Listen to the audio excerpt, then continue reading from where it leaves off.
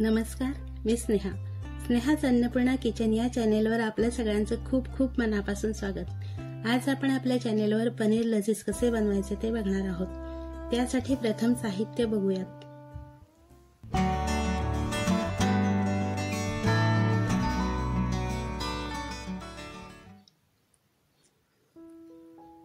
मी इथे पनीर 200 ग्राम घेतलंय, कांदे 3, टोमॅटो 3, तमालपत्र 2, दालचिनी 2 तुकडे, चक्री फूल 1, लवंग 3, काजू 10, कसुरी मेथी 2 चमचे, शहाजिरे 1 चमचा, क्रीम 4 चमचे, बटर 2 चमचे, साखर 1 चमचा, कश्मीरी मिरची 3, लवंगी मिरची 3, मिरची पावडर 2 चमचे, हळद 2 चमचे, मीठ चवीनुसार, आले 1 इंच, लसूण पाकळ्या 8, कोथिंबीर सजावटीसाठी।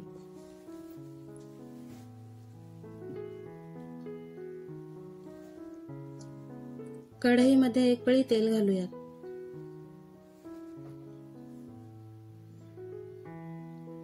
आपल्याला इथे पनीर शॅलो फ्राय करायचं आहे, त्यासाठी थोडंसं मीठ, तिखट आणि हळद घालायची आहे।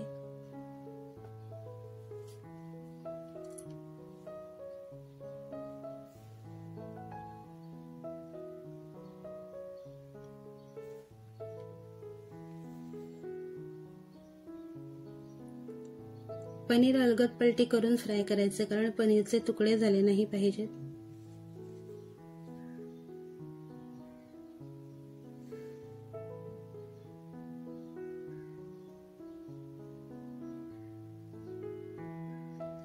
पनीर फ्राय झाले, आता एका बाउलमध्ये काढून घेऊयात। इथे आपल्याला साधारण 2 मिनिटे एवढा वेळ लागलेला आहे। कढईमध्ये 2 पळ्या तेल घालूयात।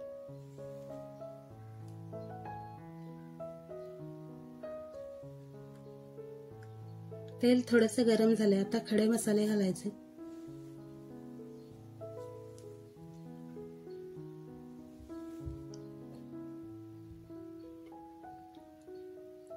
काजू घालूयात,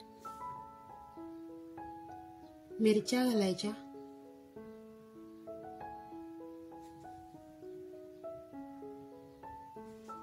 थोडंसं परतून घेऊयात।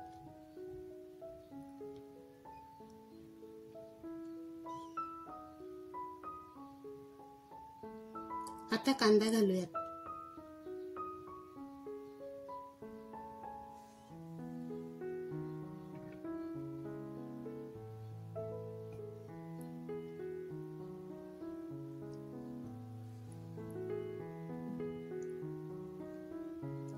शहाजिरे, आले आणि लसूण पाकळ्या घालूयात।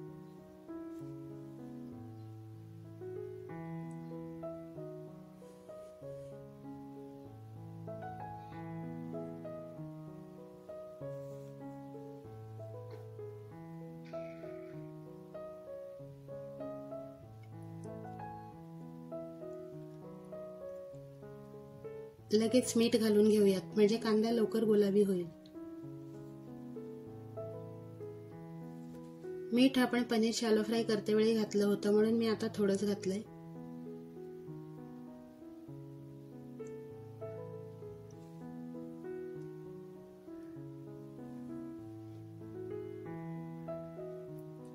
टोमॅटो घालूयात।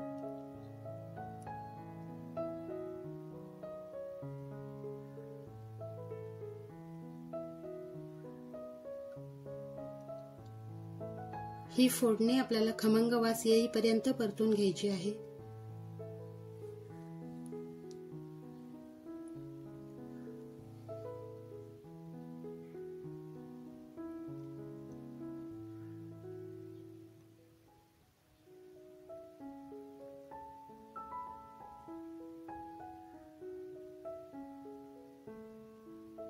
हे बघा, कांदा आणि टोमॅटो मऊ झालाय। आता गॅस बंद करू। साधारण 2 ते 3 मिनिटं एवढा वेळ आपल्याला इथे लागलेला आहे। फोडणी थंड करून खडे मसाले काढून मी मिक्सरला फिरवून घेतलं।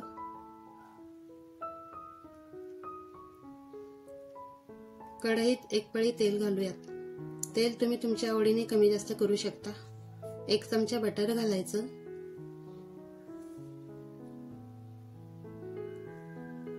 मिरची पावडर आणि हळद घालायची। आता यामध्ये आपल्याला वाटण घालायचं आहे। वाटण आपल्याला छान परतून घ्यायचं आहे।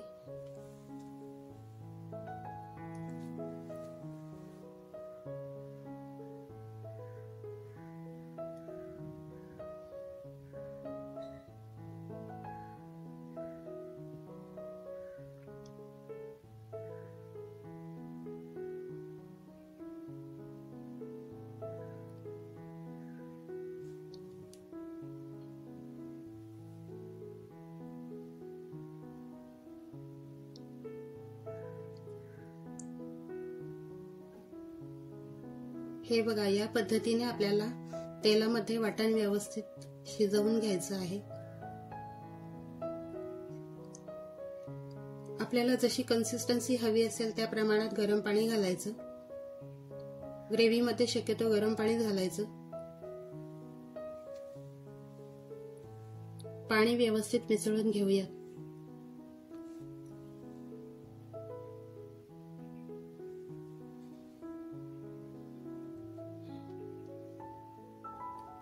आता 2 मिनिटांसाठी झाकण ठेवायचं आहे, म्हणजे ग्रेव्ही व्यवस्थित शिजून येईल। हे बघा, ग्रेव्हीला साधारण उकळी आली आहे। आता पनीर घालायचं।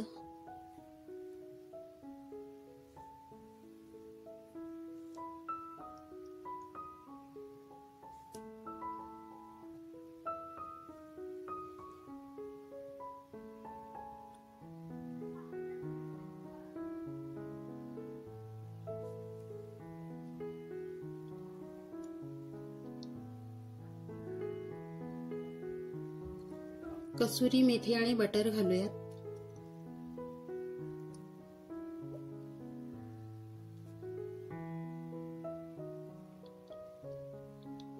थोडंसं परतून घेऊया।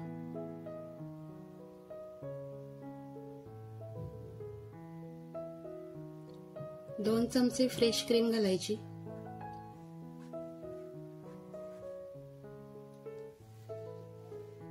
हे बघा, खूप छान तयार झालंय आपलं पनीर लजीज। हे चपाती सोबत, नान सोबत खूपच छान लागतं।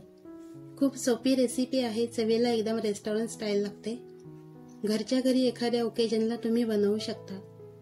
तुम्ही एकदा नक्कीच ट्राय करा। आवडल्यास मला कमेंटमध्ये सांगा। लाईक, शेअर, सबस्क्राईब करा। चला तर मग लवकरच भेटू एका नवीन रेसिपी सोबत। तोपर्यंत धन्यवाद।